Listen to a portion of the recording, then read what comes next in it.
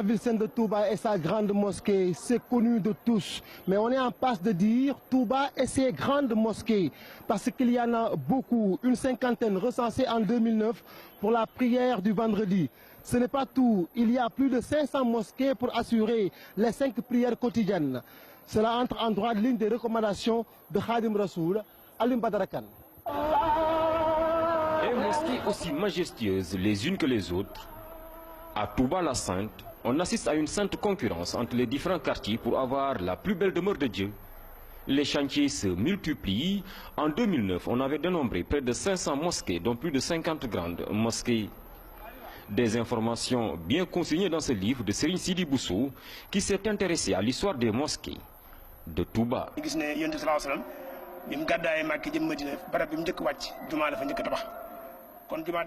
Dans la tradition islamique, le premier acte que le prophète Mohammed, paix et salut sur lui, a posé à son arrivée à Médine, c'est la construction d'une mosquée, un lieu de regroupement pour les fidèles.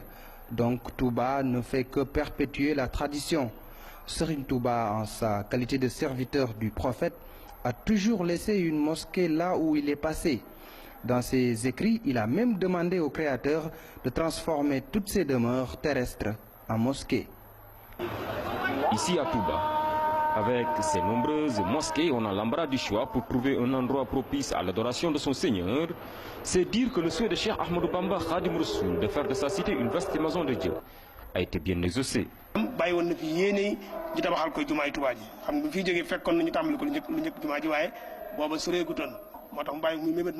Avant de quitter ce bas monde, Serigne Touba avait surtout émis le vœu d'entreprendre les travaux de la grande mosquée de Touba. C'est pourquoi tous ses héritiers se sont évertués à concrétiser ce vœu. De Serigne Mouhamadou Moustapha à Cheikh Sidi Mokhtar, ils en ont fait un sacerdoce.